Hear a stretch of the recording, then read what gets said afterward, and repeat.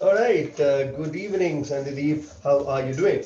Good evening. Very fine, Rajiv. Thank you so much Lovely. I like for. the place where you're sitting. There's bright sunlight falling on the right side of your face, and a lot of greenery. Yes, I realized that. I just realized that when I saw myself, I just saw that it's almost like half of the face in the light and half. Yeah, like the face-off kind of thing. Two Correct. sides I can clearly see. Correct. Let me How shift. have you been all along? I have been good. Times have been interesting. Hmm. Now I think we've come to the other side of these times, so they look Yeah, interesting. And whatever I think we've gone through has been a very enviable experience, I would say. yeah, absolutely. Yeah, I think this time and this space Mm, that each one of us has shared together in our own little worlds has been a very, um, mm. hopefully, it doesn't come back, but yet there are a lot of things that have been exceptionally gifted during these times. I agree, and I think all of us have started feeling the gratitude for the tiniest of things in life in the last 1 year, which we always found it trivial earlier. That's true. That's Yeah, true.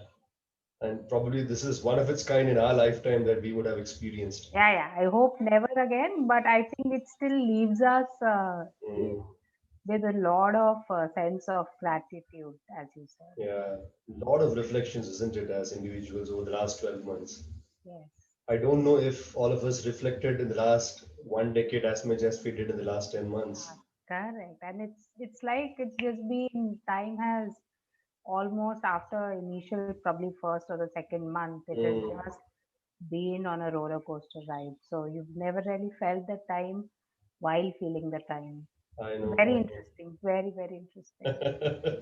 I know on the 12th of March last year, I was to fly to Malaysia for a final presentation to the managing director of a company. Uh, And I come back from a travel from Delhi for a client, and then COVID comes, and suddenly everything takes a complete shift and a change. So, I, absolutely a year where a lot of learnings, for corporate people like you, for entrepreneurs like me, I think it's been enviable was a lovely word that you used. I never attributed that word to this period, but I'm going to think on that word. Thank you for that. correct. All right, before we get started, and the book that we're going to talk about today is also full of reflections. And Yes. thank you for picking this book, and thank you for making me read this book. I don't know where kept it here. From normal leadership books that I have been talking about, this book was very different. And I bought the book, I read the book, and I didn't know the author earlier. But amazing learning. I am looking at an opportunity to connect with her and see if we can touch base with her separately. So that's a different conversation altogether. But before we get into the book, let me have the honor of introducing you to the people. So, good evening, everyone. Good afternoon, good morning, whichever part of the world you are, and you're going to be listening to the guest of the day. We had 33 leaders come and talk about 22 powerful books in season one of Leaders and Libraries. In season two, we have yet another guest today, Ms. Sandhya Puri, Chief People Officer, Sapphire Foods India, manages Pizza Hut and KFC's, lives packing food there. 20 plus years of solid experience in the area of manufacturing, media, IT, retail, on global leadership roles and assignments across regions. A full life HR person, I would call, who has handled all the functions of HR. You name it, she has done it. Also a Marshall Goldsmith certified coach, which is envious. Beyond all this, I love talking with her because she's also a book lover like me. So thank you so much for accepting the invitation, Sandeep, and welcome to the event. Pleasure and humbled at the same time, Rajiv. Happy Lovely. to be here on the platform with you to talk about things, books, and every other thing that we can together learn from, enjoy from. Lovely, lovely. Thank you. So I'm going to start with the first question. You are a book lover, I'm a book lover, and the word BOOK is what connected us on this platform. Before this, we didn't know each other at all. So tell me, how early did the love for books start for you? That's a difficult one. Some of it is going to be a very candid conversation that Sure, we'll have. sure. So, books and I were almost poles apart during my early years. I Hmm. did not enjoy reading at all. I found it very difficult to comprehend. it was just a nightmarish task for me to even read chapters, leave alone books. Mm-hmm. But I think my interest in books started because I was so challenged in reading. Uh, and I think from a very childhood, I have been a person who enjoys challenges. And therefore, I said to myself, what if I don't, enjoy reading it? Can I start bit by bit? Can I start with relevant things? And I started off with comics. I started off with Champak and Nandan, two books that my father brought Book of into hard our age. house. Yes, yes. So Champak and Nandan were my two beginner books, I would say. And from then on, I used to read in bits and pieces. By the time I was in my 12th grade, I had read almost all the classics, English classics. Lovely. By the time I finished my college, I was comfortable with Hindi classics also, some of them, not all of them, but some of them, very few, but I've enjoyed reading there. And after that, it has been a very picky and choosy reading Mm-hmm. journey. I don't read all books, but Mm-hmm. I read some books multiple times. I just Lovely. keep on reading because I think they're so immense and so big that there is every time I read, there is something new that I pick up Mm-hmm. from them. So Mm-hmm. yeah, that's my Lovely, lovely. love with Right, reading. right. Mine started with the Chanda Mamas and Tinkles of the World, if you remember, Yeah, and then moved on to all kind of books. And yes, I think what you said makes sense that you don't have to necessarily read all the books, and you don't have to finish every book. Certain books pull you so deep that you would want to go back to it time and again, right? And I think this book is also one of that kind that we want to talk about today, right? So when you moved on from those Tinkles or the Jump Ups of the world, and you started reading after entering the corporate world in your journey, how has book and the overall set of books that you have read helped in your leadership journey? I think immensely. I don't think I would have managed my early years of the career without books. Mhm, While we did our management and while we kind of learned a lot of mhm, academic stuff, the mhm, practical knowledge only came from books. One of the first books that in the corporate life when we started mhm, as a management intern was Maverick mhm, by Ted Sembler. I read that. And from there on, I kind of got hooked on to management or so called. I don't know. I won't call these management because it there are also a lot of stories and there are a let's lot just of call them powerful books. yes, yeah, great books. So then I moved on to read Ayakoka. Those traditional. Yeah, You kind of fed these as baby food. I think when yeah. you were getting started in your career. So from there on, then all kinds of books that I read, and I think a lot of my books that I read, Mm, I went back and worked around implementing a lot of learning, just like you, and which is why I, kind of relate a lot to what you do because all my books that I have read uh, threadbare, and the ones that I mm, go back to are mm. the ones where they've left an impression on me, an True, actionable impression on me. true, true. So while some set you thinking, some of them put you into action, and Yeah, most of my books that I go back to have helped me help myself, my teams, and organizations create beautiful properties, so to say. Yeah. lovely, lovely. You're so right, and I can resonate so much with what you said that all these books are actually practical implementing books. They're almost like workbooks. If somebody wants to pick it up and try, you can actually go and blindly apply it, and you will see the benefit because they're time tested, they're authentic. They've been tried across multiple cultures and organizations. So if that's worked somewhere, why will it not work for us? I Very just true. wonder why people see just as book and they don't see the application part of it. Many of them do not. So very interesting. I had a chat with a recent guest who and he spoke on this book called From the Third World to the First World: The Complete Singapore Story. How did the founder create Singapore?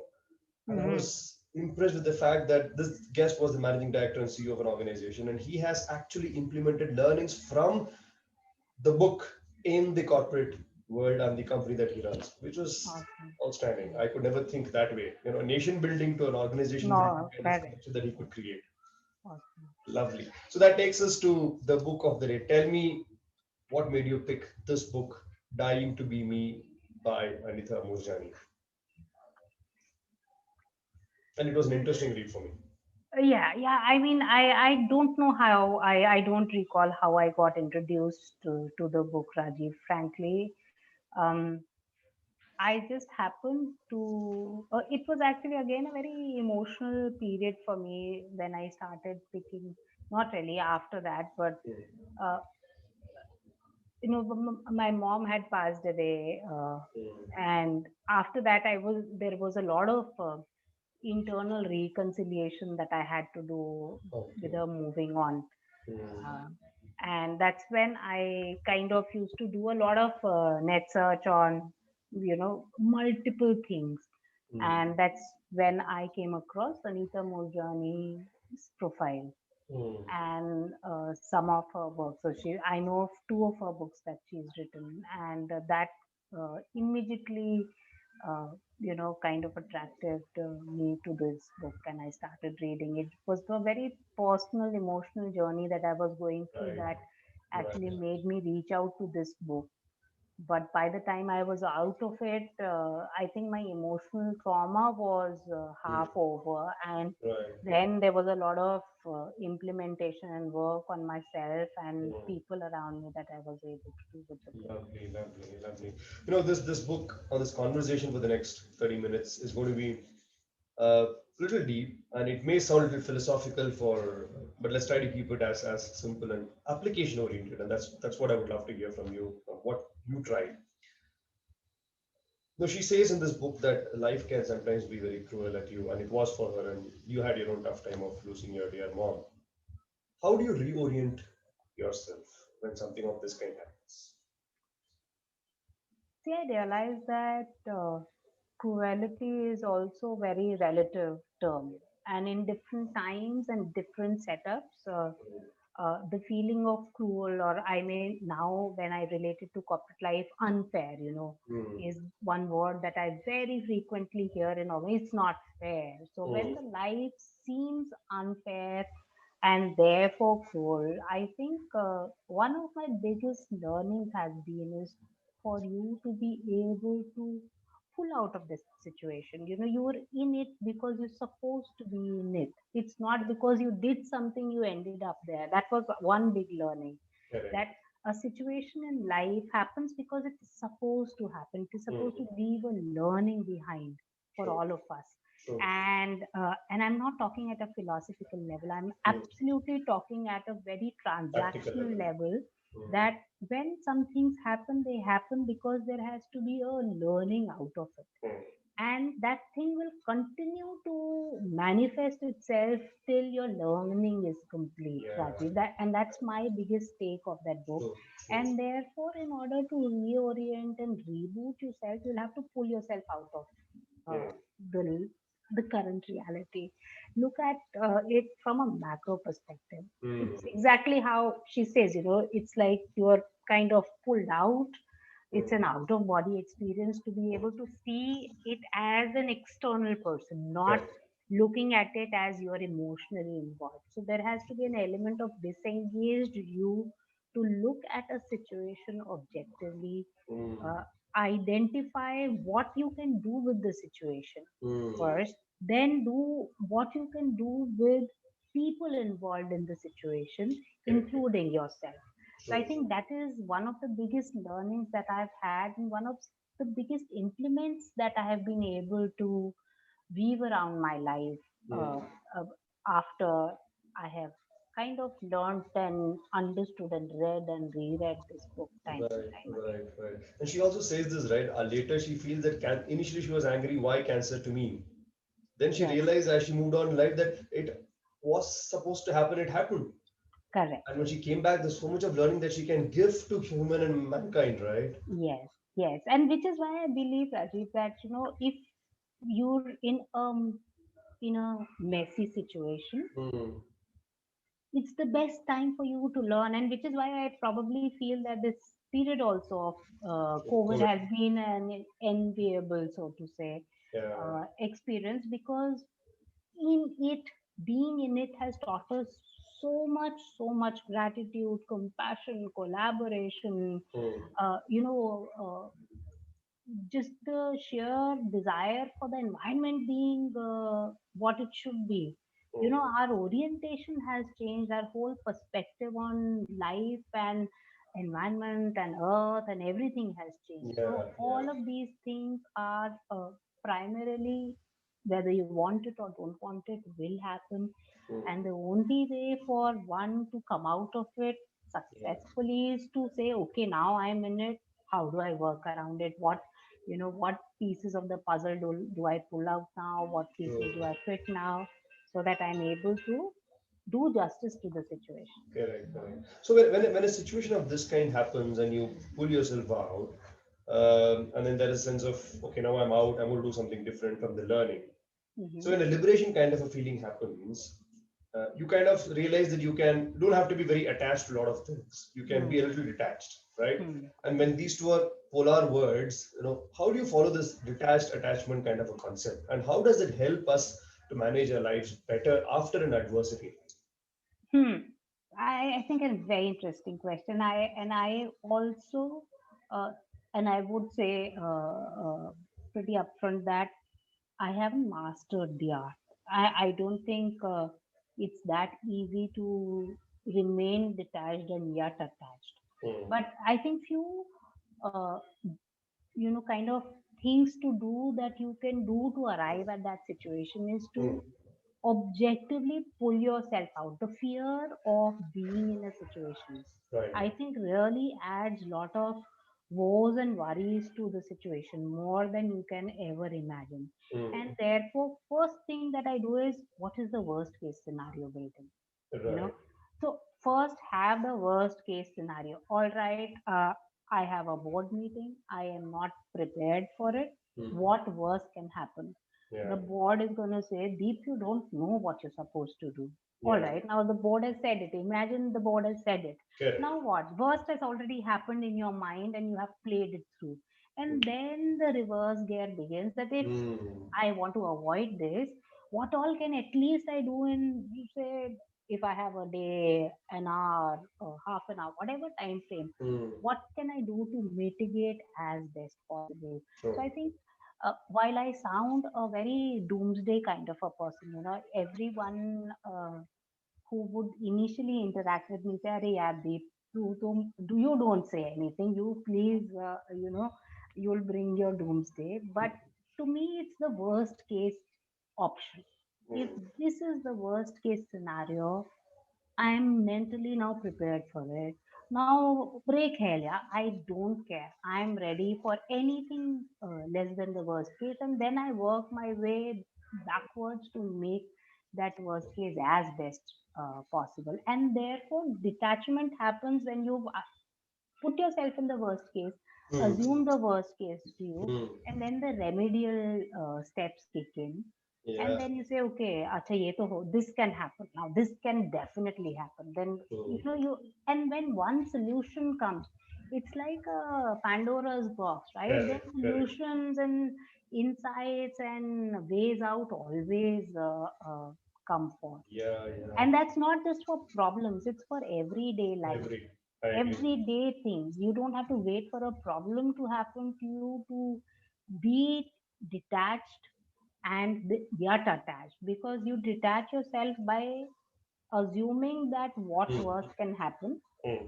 And then, at least that's how I personally have done it. I'm sure Correct. different Correct. people will have different Sure. Sure. ways Sure. of going about Yeah. But one common thing for all of us, Sandeep, is from that moment of detachment to that moment where you start looking at remedials, that's a very free zone in the head, right? Your mind is absolutely free to look it. at options as against getting bogged down कि अभी क्या करें.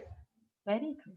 Very true. I You think don't detach, you don't get to that freedom space at all. No, तो remedial at तो all. निकलेगा ही नहीं. हाँ, नहीं आता है वो. It just doesn't come because the Yeah. you are then in a state of fear and anxiety, and anxious minds sometimes do wonders. It's Hmm. not that they don't do wonders, but Hmm.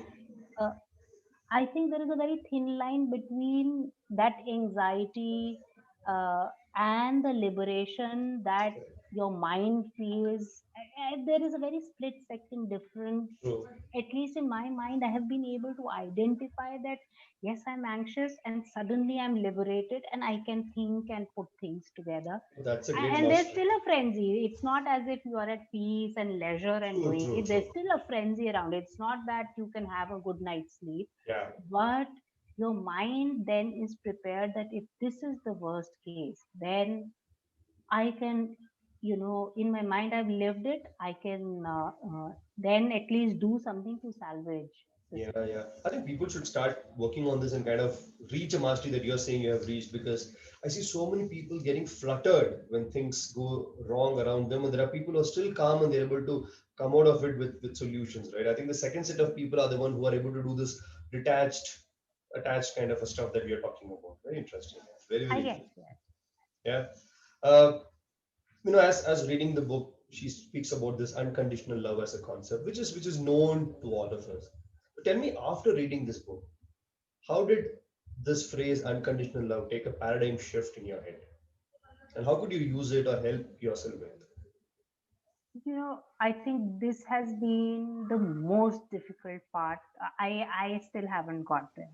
I Mm, still haven't been able to have that unconditional love for everyone around me. I have not been able to. mm, And I would be fooling myself if I say that, yes, I know what it means. I know how it feels, but I don't know what it means to be able to give that unconditional love. right. But I think one thing that this pandemic has taught is an unconditional understanding Mm, of uh, people, situations, Mother Earth, and mm, everything around us. I mm, think I have moved, and in my mind, it's a continuum, and hopefully, I'll get to unconditional love. But definitely, I have an unconditional understanding and appreciation of everything and everyone today. It's not that I don't get upset about it, or I don't worry about it, or I don't get angry at things, but I truly have started understanding. I think I have matured as an individual, mm.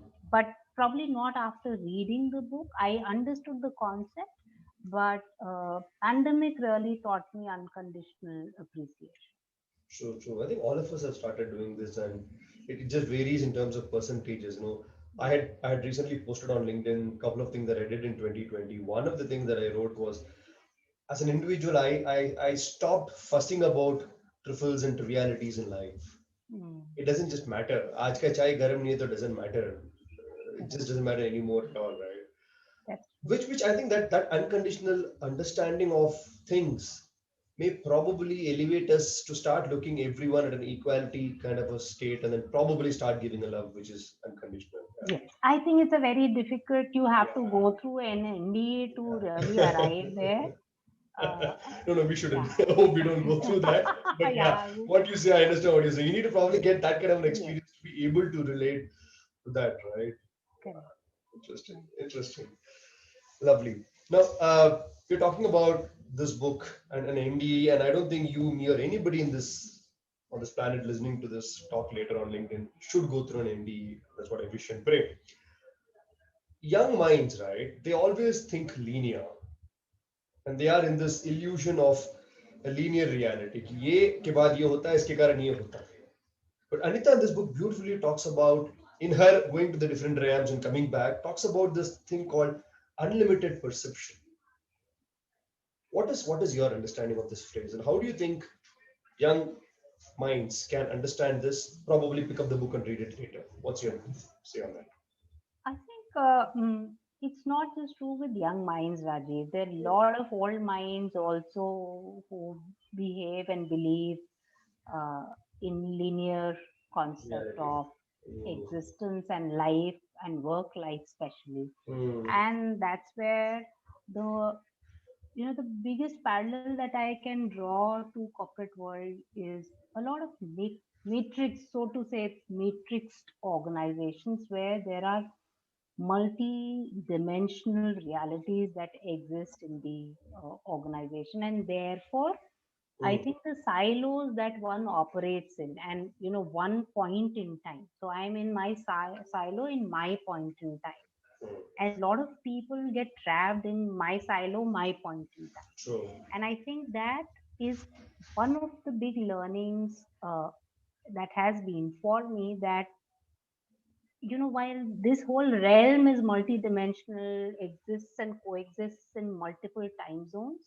Mm, in corporate world we exist to multiple people with multiple stakeholders and multiple relationships, mm, and therefore you have to have a full view of it to be able to make a concrete happy sense of uh, correct, organizations. correct. And because we spend so much of our time at work, we spend Mm, more than 50% of our uh, lives life. at work, if Mm, you look at it like that. And therefore it's important to understand that organization is a multi-dimensional mm, entity. People mm, are multi-dimensional. There is no one side to a person, and there is no one point in time, and therefore you have to look at things from multiple perspectives at for multiple times. If yeah. today my product is X, if today my organization is at an X state, what is it going to be tomorrow, and who are the stakeholders, multidimensional stakeholders, Correct. who are going to impact it. I think that's how I perceive it in corporate life. True, true. No, your definition is very right in terms of multidimensional and this unlimited perception that Anita is talking about. The reason why I said young minds is because if young minds are able to understand this and start training, they had to start looking at the visible and invisible things around also of an incident. As they grow in their leadership journey and come to occupy positions that you are currently occupying, they'll be far more at peace and probably have a better balcony view of the entire organization when they are at the hem of affairs. Which, if they don't practice and train at early stage, they may baffle around when they are occupying those positions where it becomes a role where you're managing multiple climates, that a climate above you and a climate below you. So it becomes quite demanding on you. So I think That's it's good correct. to start And training early. yes, yes, yes, I quite agree. You should start training early. And I think what has been, I would say, pivotal for me has been that I have been a very intuitive child from a very beginning, right? Mm, mm, From ever since I remember, I would be able to put all dots together. lovely. If I'm seeing an event unfold, if I'm seeing something happening, I will say, Abhi, these people are going to fight. And Mm. invariably, the kids would start fighting. Oh, So okay. I was, and see, what is intuition? And Mm, it's to me at least, I'm not talking of at a psychology level, but mm. intuition in the daily life that we get True. is a feed of lot of data points that we gather from an environment and keep it And in our process minds, it and it quickly keeps in the on head. processing. Yes. So it Mm. is not that it drops from somewhere and you get Correct, an insight and correct. someone comes and tells you that, look, this is going to happen. Yeah, yeah. Invariably you have to be receptive to the environment and multiple stimulus that the environment is throwing at you, True, to true. be able, and you have to be able to see the pattern. How do you Correct. learn that this is, how did I learn as a child that this is going to end up in a fight, this game is going to end up in a fight? Because I was observant in multiple games before that game, Mm, that okay, if this happens then this reaction happens, and if this also reaction is added on to it and something else happens, and mm. then people will end up fighting. I would, to the extent, was able to actually say that this will lead into a fist fight and this will be a verbal duel. So I was so, people would It's say ki, quite oh, granular, in fact. yeah, so I would know because he or she is done. So I knew what kind of a personality was involved, and from very beginning now I'm able to understand how I Yeah, understood it then. true, you know true, true. that, because I've gone through a lot of studies, I've gone through, I mean, Yeah, 25 years, almost 23 years of work. correct. So you kind of are able to put it more scientifically, but as a Mhm. child it was intuitive. Intuitive. Well, okay, she knows what will happen, and Mm. that remains today. And that, I think, is how you're able to train your mind to Mm. say, pick up information, Correct. first observe what is the environment throwing, because it's not just your situation but True. all other situations that are there around you.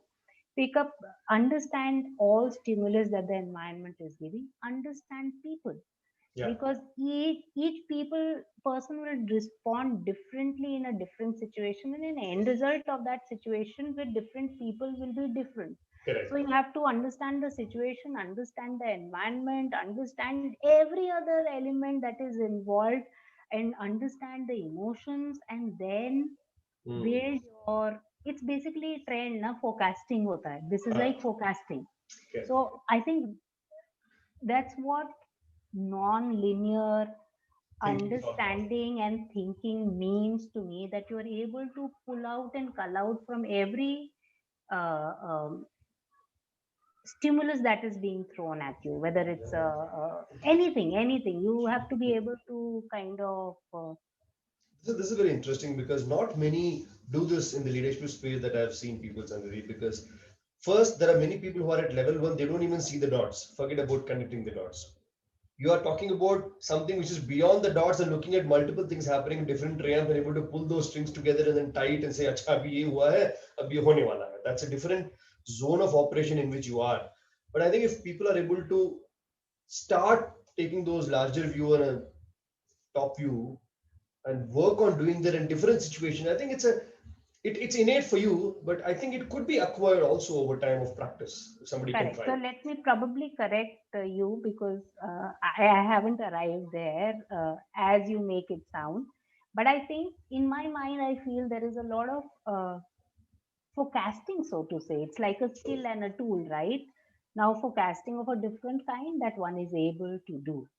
And mm, yes, I do tend to foresee it earlier than quite a few yeah, people, but I think still very, very naive and very, very fresh. And I think a way to go before you're able to really chisel it out and say that, yes, I've arrived.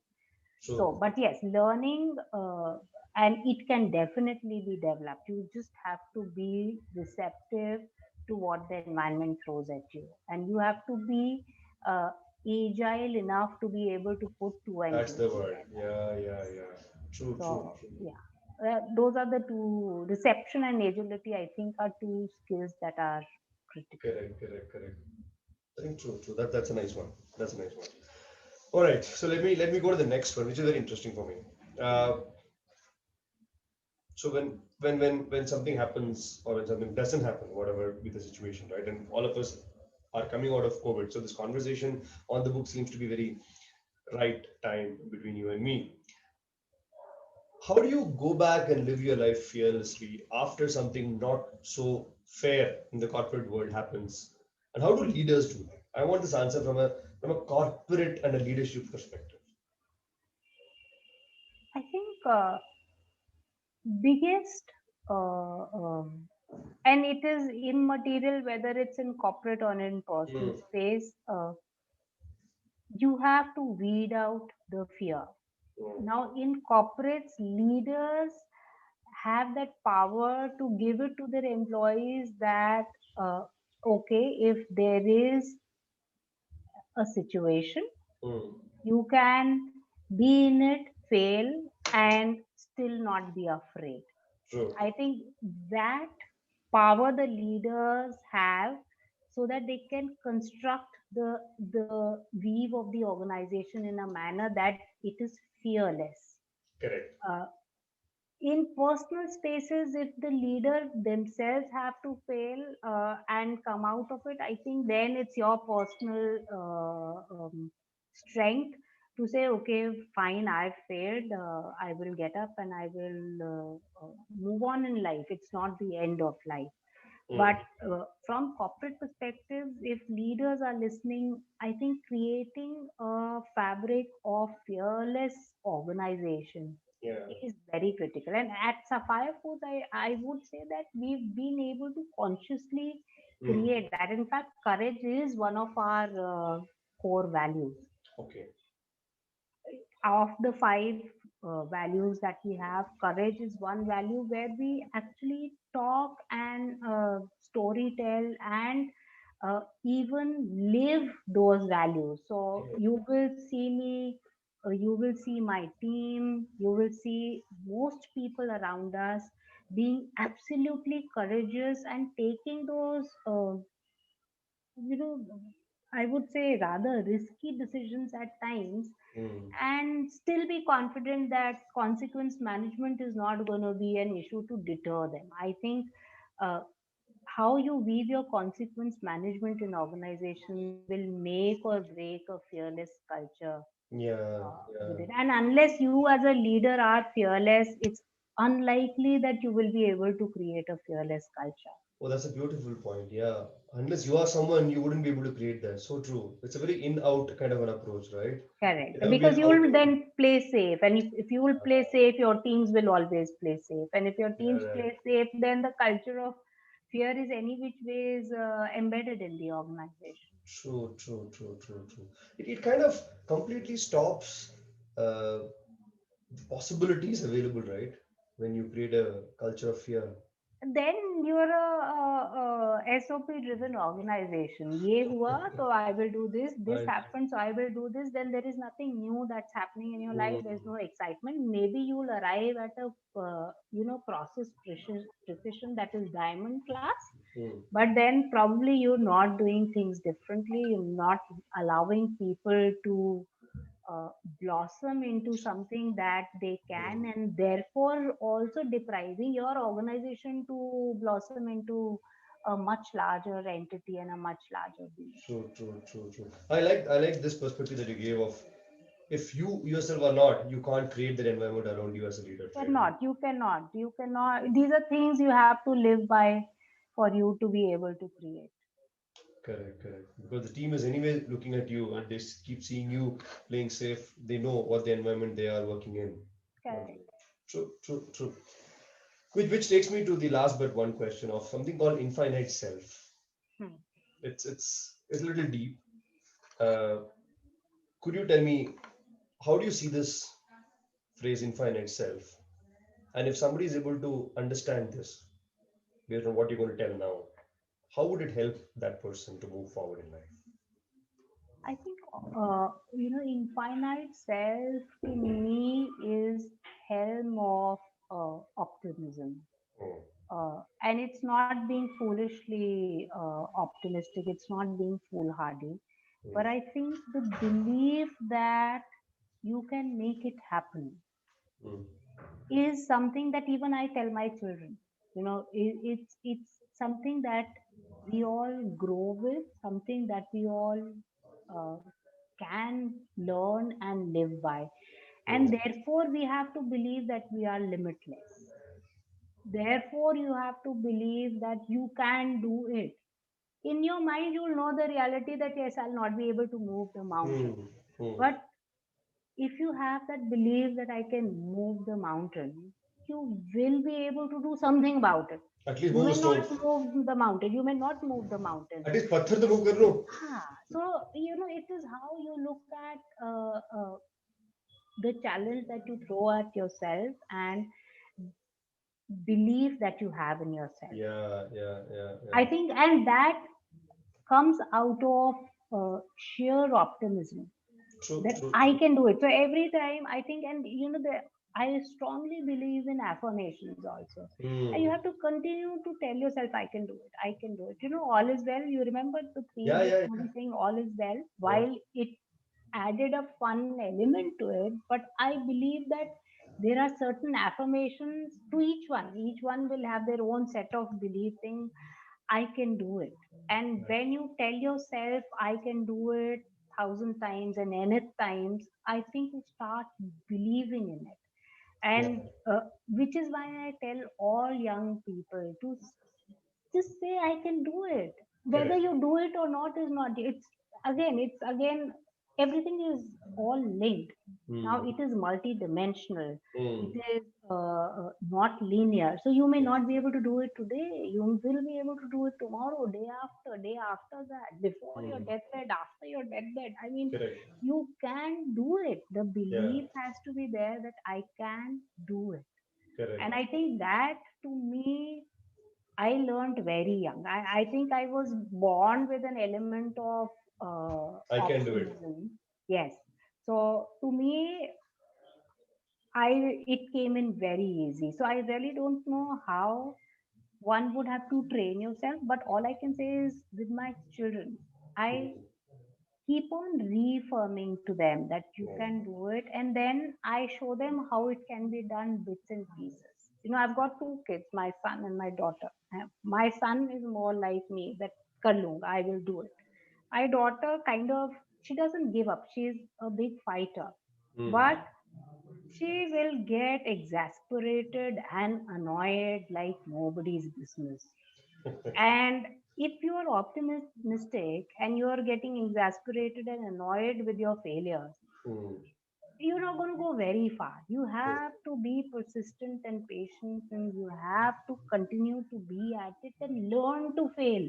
Hmm. I'm not saying fail, but learn to fail so that you take failures in your stride. And Yeah. that, see, infinite self to me is to let yourself be, continue to explore, keep on Hmm. doing things endlessly.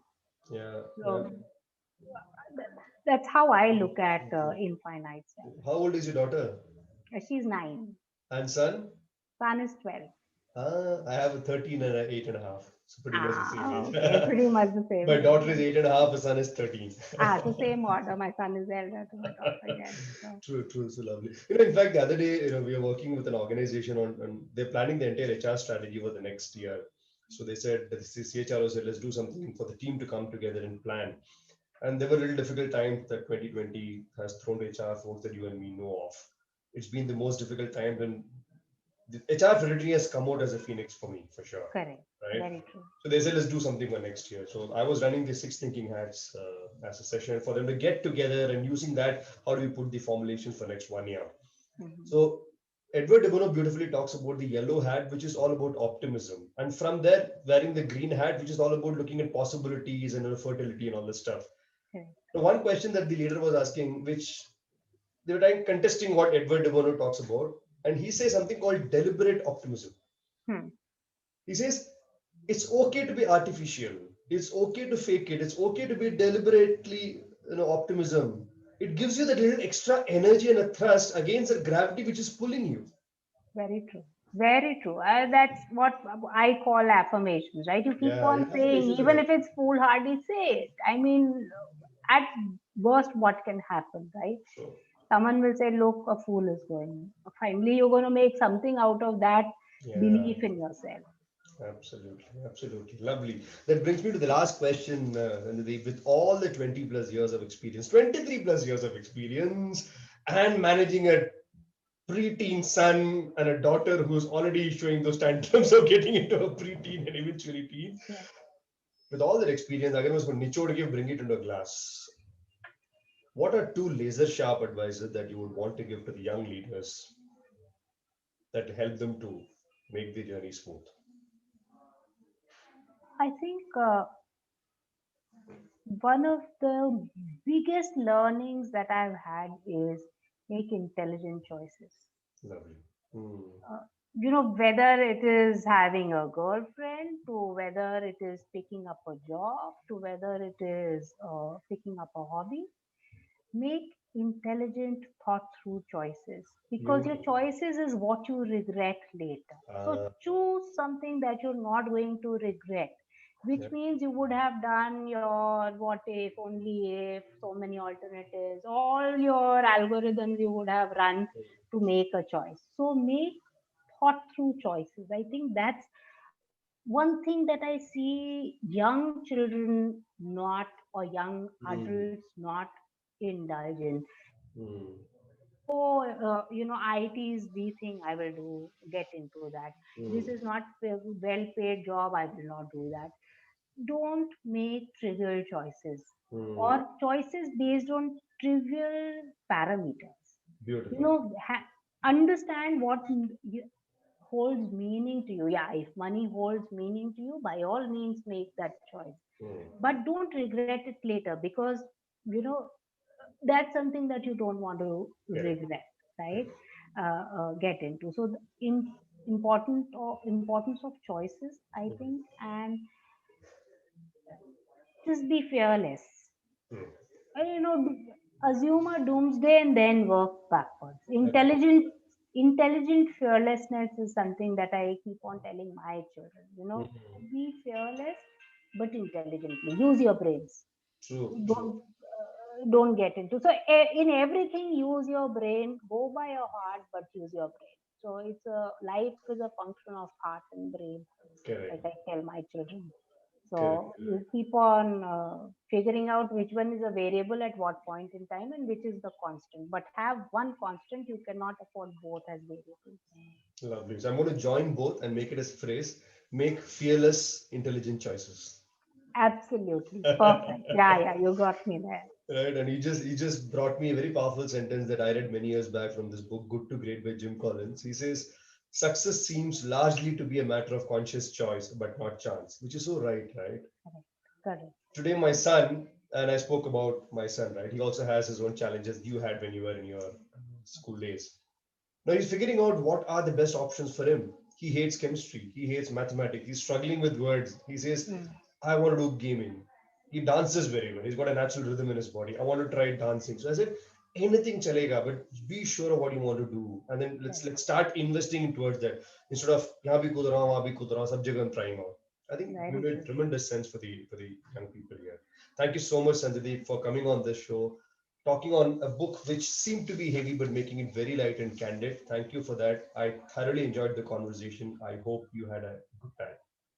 Thank you. I did. I loved it, Rajiv. Thank you so much. Thank you. I'll see you sometime soon. Till then, Yes. Till then, stay safe. Bye take bye. care. Bye bye.